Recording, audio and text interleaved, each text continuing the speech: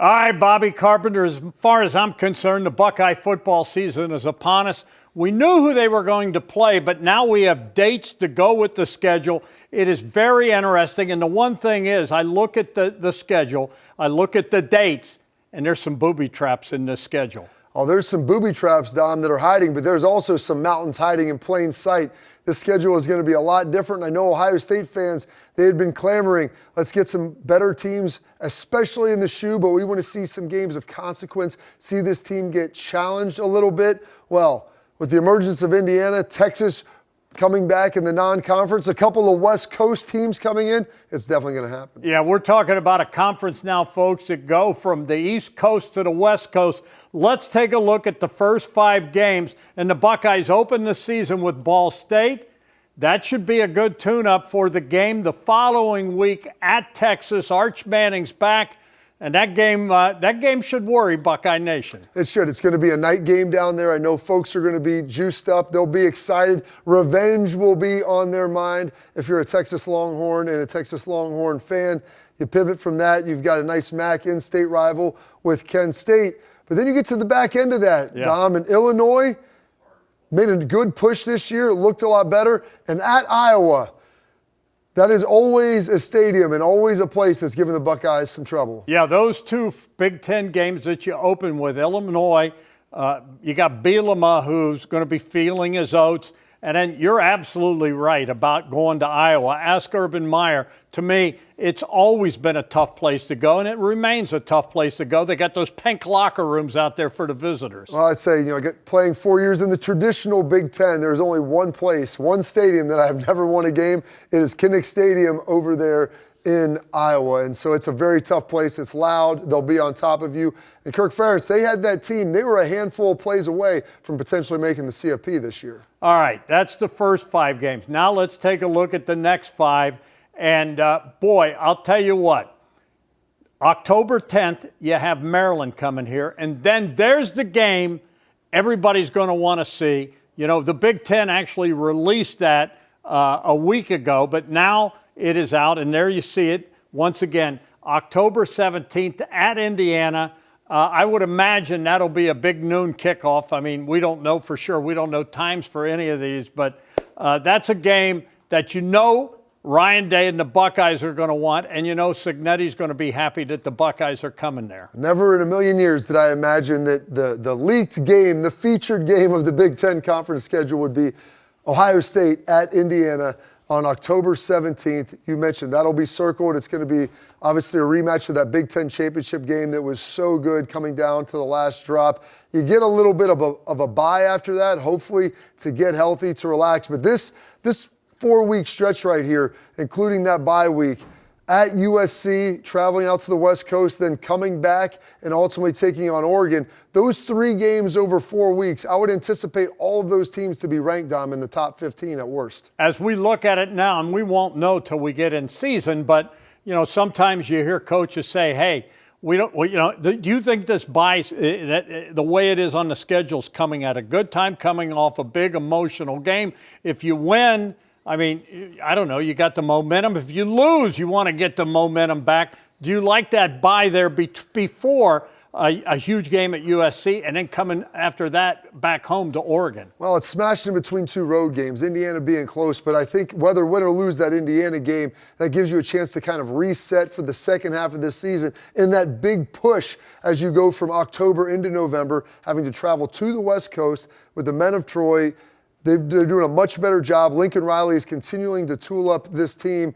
They're going to be in a better situation. Their defense should be better. And then ultimately another rematch with Oregon. It seems like you played them last year or a couple years ago twice.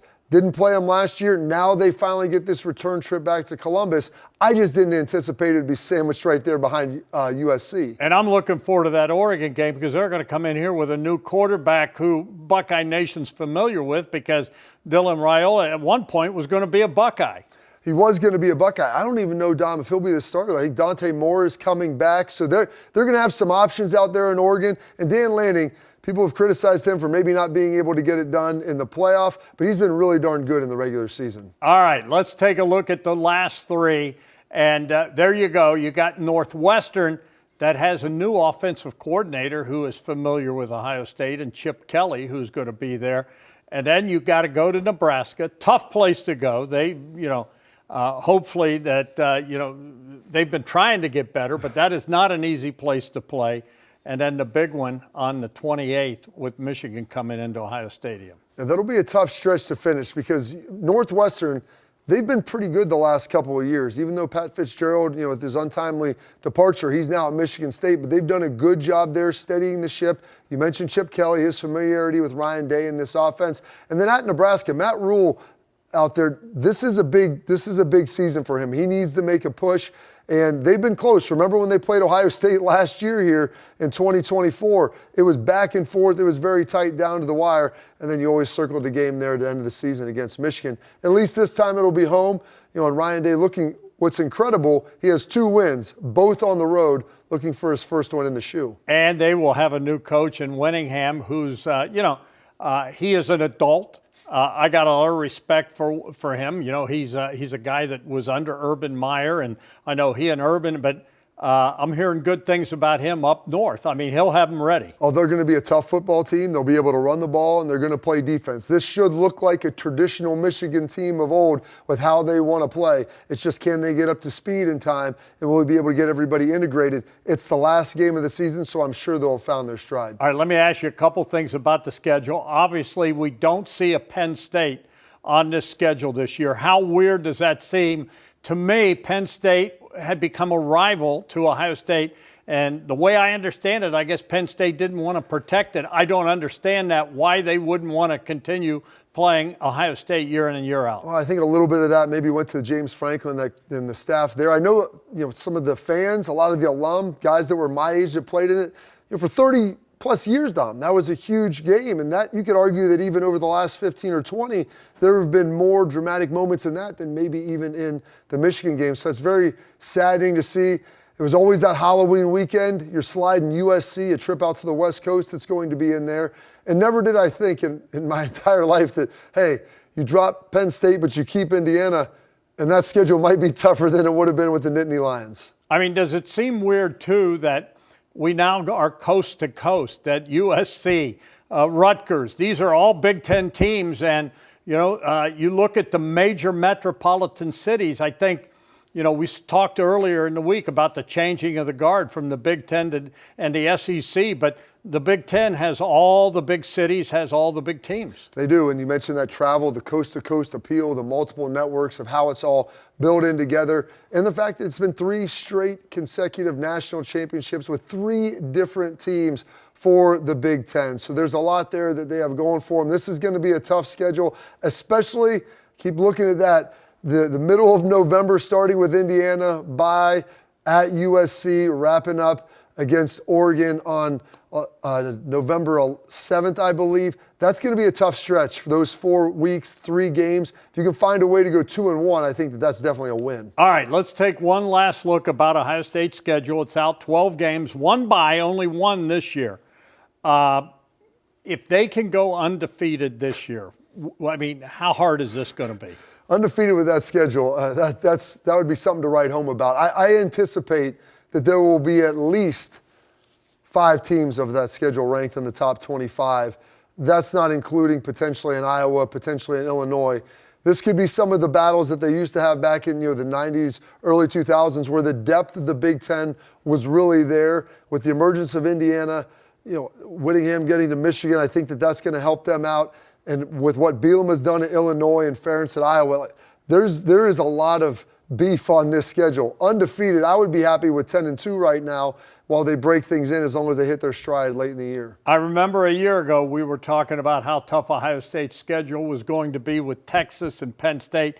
Didn't really fan out that way, but I don't think there's any. I don't think there's any pretenders in this group. Do you? No, this is going to be a tough and robust schedule. I know the SEC has always championed that for years, and I think the Big Ten, as we saw this year, the depth of the conference has really improved farther than what it was before, where you may circle 2 or 3 games on the schedule. This is a time for Ohio State now where, Dom, I mean, there may be more games circled than uncircled at this point. Last thing, which game of those 12 worries you the most? Ooh, my goodness. Indiana coming off a national championship, they're in the selection set. I have to go back to that Texas game because it's the second week of the season. It's going to be on the road. I would probably bet my last dollar that game will be at night. It will be a tough place to play, and revenge is going to be on their mind. And you have to anticipate that you're going to be getting the best version of Arch Manning moving forward. Yeah, well, the good news is Ohio State's got some huge weapons back on offense. Matt Patricia, let's hope that he can rebuild this defense. I'll tell you what, as far as I'm concerned, Bob, the season's upon us. We know when the games are going to be, and I'm really looking forward to that game October 17th over in Bloomington. He is the great Bobby Carpenter. Check him out. Morning Juice, Monday through Friday, 97.1 The Fan, 10 TV Plus. Keep it on 10 TV, 10 TV Plus, and 97.1 The Fan for all the best Buckeye coverage there is.